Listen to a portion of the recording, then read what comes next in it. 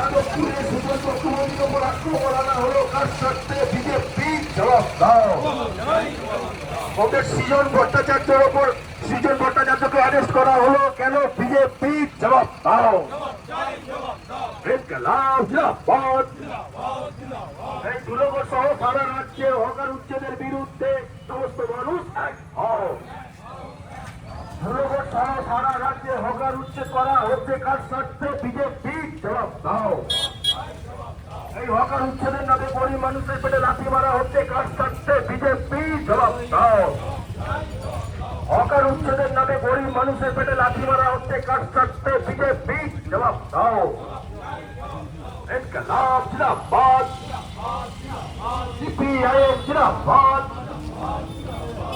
Hawker উচ্ছেদের নামে গরিব মানুষের পেটে লাথি মারা হচ্ছে কার স্বার্থে? বিজেপি জবাব দাও।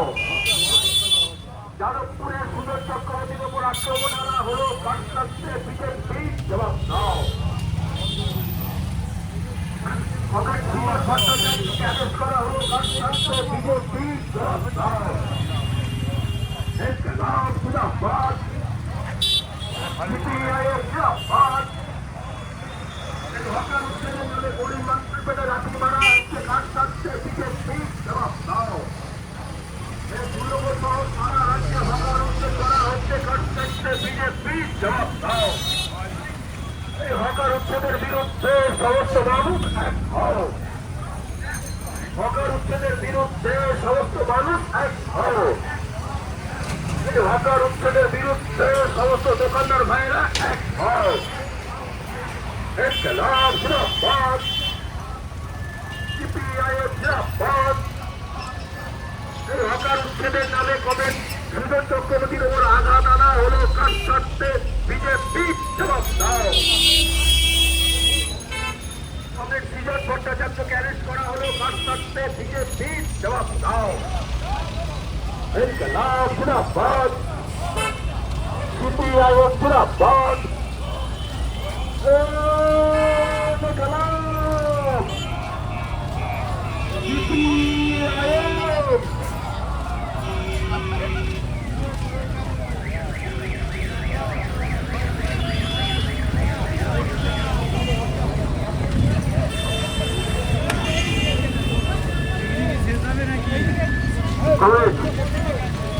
গতকাল হকার উচ্ছেদের নামে হকার উচ্ছেদের বিরুদ্ধে রুখে দাঁড়াতে আমাদের পার্টির নেতা কমরেড সুজন চক্রবর্তী যাদবপুরে হকারদের সামনে দাঁড়িয়ে ওই গুন্ডাদের রুখে দিতে গিয়েছিলেন, কিন্তু ওই বিজেপি তৃণমূল পুলিশ সেই সুজন চক্রবর্তীর ওপরে নির্মম আঘাত এনেছেন এবং তাকে লাঠি মেরে রক্তাক্ত করেছেন।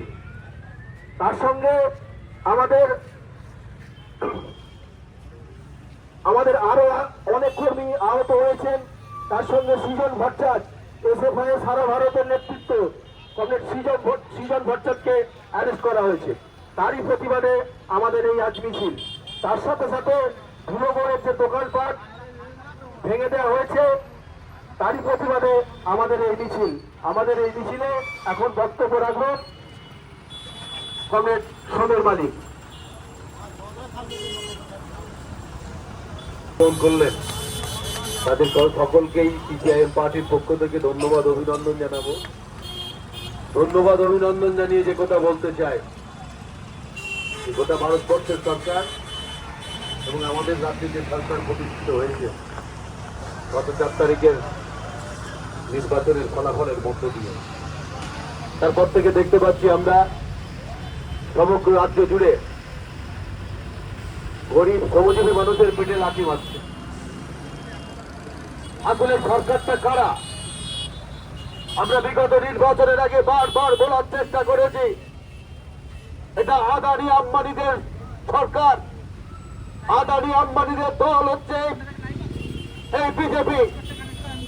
এই আদানি আম্বানিদের অঙ্গুলি লেহনে আজকে গোটা রাজ্যের এই যে শ্রমজীবী মানুষ যারা ফুটপাতে ব্যবসা করে খায়, যাদের রুটি রুজি নেই, কাজ নেই, তাদেরকে আজকে উচ্ছেদ করা হচ্ছে। আজকে এই আদানির অঙ্গুলি লেহনে আজকে এই ধুলাগড়ের যে আমাদের সর্বস্তরের মানুষ আজকে যারা রাস্তার ফুটপাতের দ্বারা দাঁড়িয়ে তারা ব্যবসা করত, তারা কার ক্ষতি করেছে? রাস্তার উপরে আছে তারা। আপনারা মনে করেন রাস্তা অকুপাই করে এই ধুলাগড়ের হকাররা নেই, তারা খালের ওপরে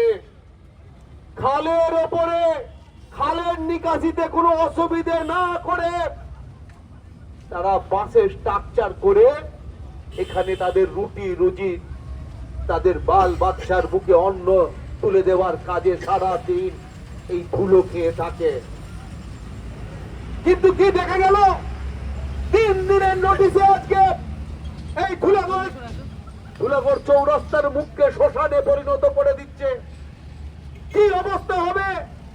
এককালে আমরা ছোটবেলায় দেখতাম গোটা ধুলাগড় শিয়াল চত্ব। আজকে বিজেপি আবার এই ধুলাগড়িতে শিয়াল চোরার ব্যবস্থা করে দিচ্ছে, চোর ছিনতাইবাজদের দৌরত্বের ব্যবস্থা করে দিচ্ছে এই আদানির অঙ্গুলি লেহনে। কেন? যদি সমগ্র রাস্তার প্রয়োজন থাকতো তাহলে সমগ্র রাস্তা জুড়ে হতো, কাজ হতো। কিন্তু আমরা দেখতে পাচ্ছি শুধু এই অম্বুজা সিমেন্ট যা আদানি অধিগ্রহণ করেছে তার শুধু এইটুকুটা কেন? আমাদের প্রশ্ন, এই আদানি অম্বুজা কোম্পানির যে সিমেন্ট ফ্যাক্টরি বিগত বামপন্থী সরকারের সময় তৈরি হয়েছিল, কিন্তু কারো উপরে আক্রমণ নামাতে পারেনি। আজকে হঠাৎ বাম বিজেপি সরকার আসার পর, তৃণমূল সরকার আসার পর মানুষের উপর যে দৌরত্ব আপনারা তা লক্ষ্য করেছেন গোটা 15 বছর ধরে।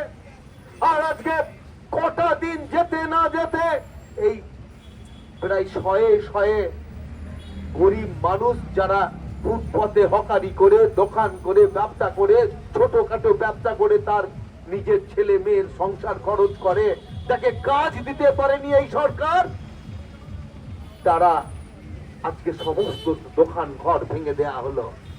শুধু কেবল অম্বুজার এখান থেকে এইটুকুটা নোটিশ কেন? তাহলে কে জন্য দায়ী? কে এটা করালো? এটা বুঝতে অসুবিধে হয়। এই অম্বুজা সিমেন্ট ফ্যাক্টরি যা আদানি অধিগ্রহণ করেছে, এই আদানির অঙ্গুলি লেহন যারা, এটা কোনোদিন সম্ভব হতে পারে? যদি রাস্তার স্বার্থে হতো সমগ্র রাস্তা জুড়ে হতো, কিন্তু আজকে শুধু দেখতে পাচ্ছি আমরা যা নোটিশ করা হলো ধুলাগড় চৌরাস্তার মুখ থেকে এই অম্বুজা সিমেন্টের ফ্যাক্টরির কাজ পর্যন্ত, এই আদানি সিমেন্ট কোম্পানির কাজ পর্যন্ত, এ থেকে বুঝতে অসুবিধা হয়। আমরা তো যারা ফুটপথে এখানে ব্যবসা করছিলাম তারা রাস্তা অকুপাই করেনি, বারবার বলতে চায়। প্রশাসনের কাছে পিডব্লিউডি যারা চিঠি ধরাতে এসছে তাদের কাছেও বলতে চাই, আপনারা আপনাদের রাস্তার জায়গা নেবেন, আপনারা ইরিগেশনের জায়গা কিভাবে আমাদের লোকজনকে উচ্ছেদ করবেন? ইরিগেশনের তো সমগ্র জায়গা খুলে রেখে তার ব্যবস্থা রেখে আজকে বাঁশের খুঁটি দিয়ে সেখানে দোকানঘর তৈরি করা হয়েছিল, তার নিচ দিয়ে তো জল যেতে কোনো অসুবিধা হয়নি। এই জল তো আমাদের দোকানদারদের দ্বারা দূষিত হয়নি। তাহলে কেন আজকে সেই দোকানদারদেরকে, এই ফুটপাত ব্যবসায়ীদেরকে কি ঠকাতে তুলে দেওয়া হচ্ছে? আমরা তাই বলতে চাই, পুনর্বাসন দিতে হবে সমগ্র রাজ্যের সঙ্গে। যে লড়াই সংগ্রামের কথা সমগ্র রাজ্যে জুড়ে হচ্ছে, আজকে যাদবপুরের ঘটনা কি একই ঘটনা? যাদবপুরের হকারদের উপর নির্মম অত্যাচার দিনের পর দিন চালিয়ে যাচ্ছে। সুজন চক্রবর্তীর নেতৃত্বে সৃজনরা সেখানে লড়াই সংগ্রাম করছে, তাই তাদেরকে রাতের পর রাত তারা জেগে যখন লড়াই করছে, তাই তাদের উপর নির্মম ভাবে পুলিশি আক্রমণ নামিয়ে দেওয়া হলো। সম্পর্কে আপনারা সকলে দেখছেন, আজকে টিভির পর্দায় দেখছেন, প্রিন্ট মিডিয়ায় আপনারা দেখেছেন কি অবস্থা। সৃজন ভট্টাচার্যকে তারা অ্যারেস্ট করেছে। আমরা তাদের নিঃশর্ত মুক্তি দাবি জানিয়ে আমরা আজকে সারা রাজ্য জুড়ে এই কর্মসূচি সংগঠিত হচ্ছে। তাই আজকে আমরা বলতে চাই, এই ধুলাগড়ের মানুষের উপর যে আক্রমণ নামিয়ে এনেছে, সর্বস্তরের মানুষকে আমরা আহ্বান জানাতে চাই, আসুন এই সর্বস্তরের মানুষের কাছে আমরা আবেদন করতে চাই যে ধুলাগড়ের যারা ফুটপাত ব্যবসায়ী তারা আমাদের নিরাপত্তার একটা অন্যতম হাতিয়ার। তারা না থাকলে এই ধুলাগড় যখন শ্মশানে পরিণত হবে, রাত্রির বেলা যখন চোর ছিনতাইবাজদের দখলে চলে যাবে, তাদেরকে কে রক্ষা করবে? এখানকার সাধারণ নিত্যযাত্রীদের। তাই বলতে চাই, সর্বস্তরের মানুষের স্বার্থে, তাদের শ্রমজীবী মানুষের স্বার্থে আসুন একসঙ্গে ঐক্যবদ্ধ হই। এই সরকারের যে বুলডোজার রাজ, এই বুলডোজার রাজের বিরুদ্ধে আমরা ঐক্যবদ্ধ হয়ে লড়াই সংগ্রাম সংগঠিত করতে চাই। আমরা আশা করব আপনারা সেই লড়াইয়ের পাশে থাকবেন। এই আশা রেখে আপনাদের সকলকে ধন্যবাদ, অভিনন্দন জানিয়ে আমি আমার কথা শেষ করছি। ইনকিলাব জিন্দাবাদ, সিপিআইএম জিন্দাবাদ। আজকের সভা এখানে আমাদের যে মিছিল, সেই মিছিলের কর্মসূচি আমরা সমাপ্ত ঘোষণা করলাম।